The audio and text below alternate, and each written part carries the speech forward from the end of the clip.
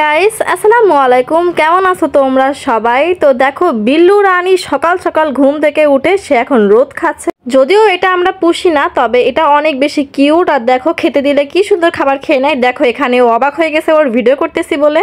তো আজকে আমরা যাচ্ছি কলেজে। আর দেখো, এখানে আমি আমার বান্ধবীর জন্য নুডলস বাড়ছি, কারণ আমার বান্ধবী আসছে আমাকে বাসায় ডাকতে। এদিকে আমিও দেখো একদম কলেজ ড্রেস পরে রেডি হয়ে গেছি।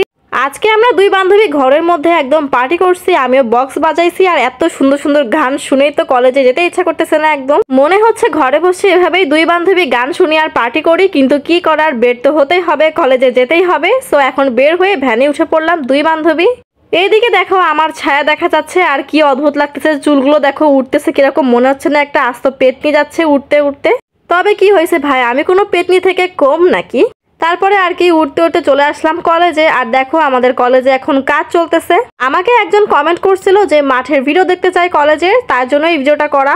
যদিও মাঠের অবস্থা এখন একেবারে খারাপ, যেহেতু কাজ চলতেছে। ওইখানে ছোট্ট একটা রাস্তা হচ্ছে। তো চলে আসলাম এখন ক্লাসের ভিতরে, আর আমরা একদম পেছনে বসছি, কারণ সামনের বেঞ্চগুলো বুক ছিল আর পেছনে একটা সুন্দর ফ্যান আছে, এজন্য এখানে বসছি দুই বান্ধবী ক্লাসে এসে এখন কাটাকুটি গেম খেলতেছি। দেখো কি লেভেলের ব্রিলিয়ান্ট না হলে আমরা এ কাজ করি।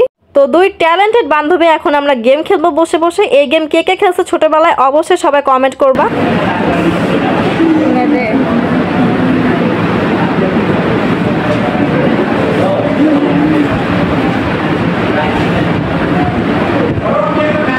কি দেবো, কোন দেবো?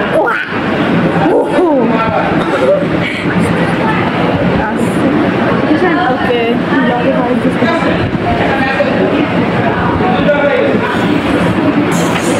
এই গেমটার নাম তোমরা কি বলো অবশ্যই আমাকে কমেন্ট বক্সে জানাবা। সো ফাইনালি আমাদের ক্লাস শেষ, আর এখন চলে যাব আমরা।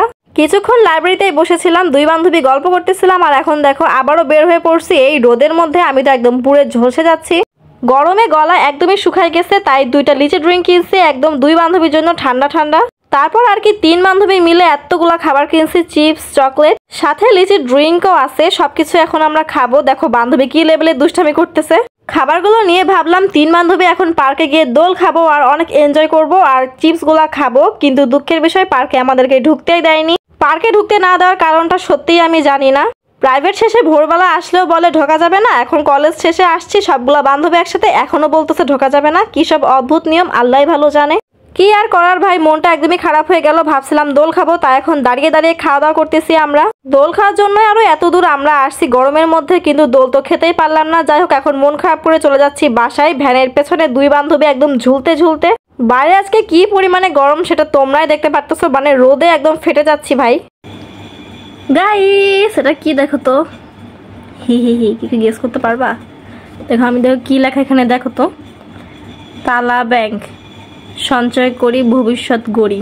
চলো আজকে থেকে আমরাও ভবিষ্যৎ গড়বো ভাই। আমার তো মনে হয় আমি এর মধ্যে টাকা রাখলে, মনে হয় আজকে যদি রাখি কালকে সকালে আমি আবার খুচায় খুচায় বের করে ফেলবো টাকা। এই যে নিচ থেকে বের করার ইয়ে আছে, আর উপর থেকে ঢুকাইতে হবে টাকা। দেখেছে গাইস, আমি কত টাকা জমাইতে পারি, আজকে থেকে জমাবো। হি হি হি হি। Thank you so much. যাই হোক, অনেকদিন পরে কলেজের একটা ভিডিও আসলো। ভিডিওটা কেমন লাগলো অবশ্যই বলবা। ততক্ষণ সবাই ভালো থাকো, সুস্থ থাকো। সবাইকে আল্লাহ হাফেজ।